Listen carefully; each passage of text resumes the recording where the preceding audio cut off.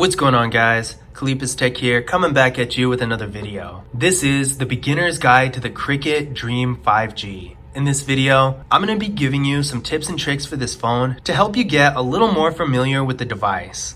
Now, before we go any further, I do want to remind you to go ahead and hit that like button. It helps out the channel a lot. But with that being said, let's get into the video. So the first thing I want to show you is how to change the wallpaper. This is a really easy thing to do. All you got to do is go to the settings, go down to display, go to wallpaper, and now you can choose from wallpapers already on the phone or photos from your gallery. Now that was easy enough, but there's actually a quicker way to do it and access other home settings at the same time. All you need to do is put a finger on the home screen and hold it for just a second, and this menu is going to come up. You can go to the home settings, change out widgets, and of course, change the wallpaper. The next thing I'm going to show you is how you can manage your notifications. For me personally, this is pretty important because I can't stand getting random notifications from apps I don't really care about. So I'm going to show you how you can make sure you only get notifications that you actually want. So let's go to our settings, go down to apps and notifications, go to notifications, and right here, you're going to be able to see all the apps that have sent you notifications within the last 7 days. If you click on this, you can see all of them, and now you can toggle off whichever ones you don't actually want. This is pretty useful because I personally don't like to get notifications unless it's actually important, and this is a good way to ensure that that's all you get. Because I gotta say, as useful as some of the apps on here are, they can be really disruptive and really annoying. The other thing in the notifications section I think is really cool is the bubbles feature. Bubbles are basically a way you can keep having your conversations over messages without having to be in the Messages app. It basically creates little chat bubbles on the side here. So if you're texting someone, you can still read and reply to messages, but you can be browsing the web, going on social media, all that kind of stuff, and you won't have to keep switching back and forth. The next thing I'm going to show you really goes hand in hand with notifications, and that's sounds. Just like notifications, some of the sounds can be really annoying, and I feel like a lot of them are on by default for whatever reason. So I'm going to show you how to turn them off, switch them out, and all that stuff. So we're going to go to our settings once again, go down to sound, and now we have a few options here. The first thing is the media volume.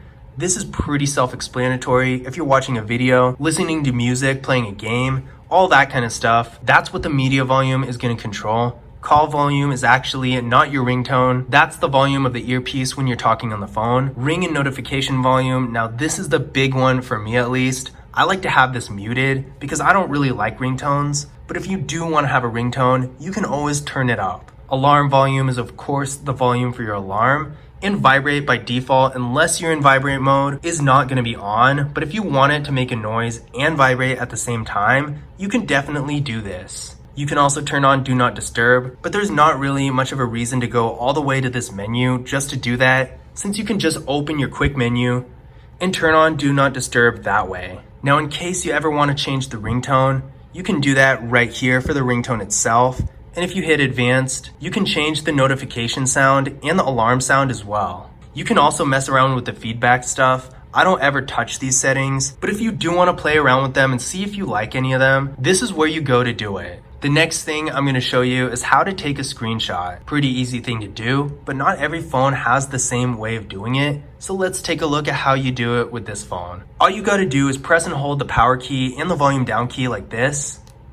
The screen's going to flash. This is going to show up where you can share, edit, whatever you want to do, and it's going to be saved right to your photos. Lots of phones have an alternate way of taking a screenshot, like a 3-finger screenshot, some sort of gesture thing, something like that, but unfortunately, this phone only has one way, but it's easy enough, so I guess it doesn't really matter. The next thing I'm going to show you is how to view and manage your storage. This phone has 64 gigabytes of internal storage, which is not bad by any means, but you'd be surprised at how fast it can fill up. So I'm going to show you how to see exactly how much space you're taking up and what's taking up that space. So to do this, we're going to go to settings, go down to storage, where you can see it right here. And this is a more detailed view of your storage. As you can see, there's really not a whole lot on the phone right now. Mostly just the system and a few apps. And if you ever have a bunch of garbage on the phone, like temporary files, all that stuff that you never see, but somehow ends up taking up a lot of space, you can always go to manage storage, and here you'll be able to clean out junk files to make room for other stuff. The next thing I'm going to show you is how to change your screen lock. To do this, we're going to go to our settings, go to security, and go to screen lock. It's going to have you put in your current PIN, and here you'll be able to choose between none, swipe, pattern, PIN, or password. I personally like to keep it at PIN, but if you're curious, you can always try out all the other ones. Now, if you want to use the fingerprint scanner, there's a separate place to go to set that up, and that is right here, right under screen lock where it says fingerprint. It's going to have you put in your PIN again, and here you can add your fingerprint, and you can actually add multiple fingerprints, which I think is pretty cool. The next thing I'm going to show you is how to change your system navigation. As you can see down here, we got 3 buttons at the bottom for your navigation, which is pretty typical to Android. Really easy to use. I have no problem with this, but there is another type of system navigation that I personally like a little bit better, and this is gesture navigation. So I'm going to show you how to set it up, and then I'm going to show you how to use it. So we're going to go to settings, go to system all the way at the bottom, go to gestures, and system navigation. You're going to change this to gesture navigation, and now instead of buttons, we just got this little bar down here. Now the reason I like this so much better is just because of how clean it looks. It makes the phone look a lot more modern and a lot more simplified. So in case you don't know how to use it, instead of pressing a home button, all you need to do is swipe up like this. To go to your recent apps, drag your finger up from the bottom, and to go back, swipe your finger from left to right or from right to left. There's really no right or wrong when it comes to system navigation, so I do recommend playing around with it a little to see which one you like better. The next thing I'm going to show you is how to use the dark theme.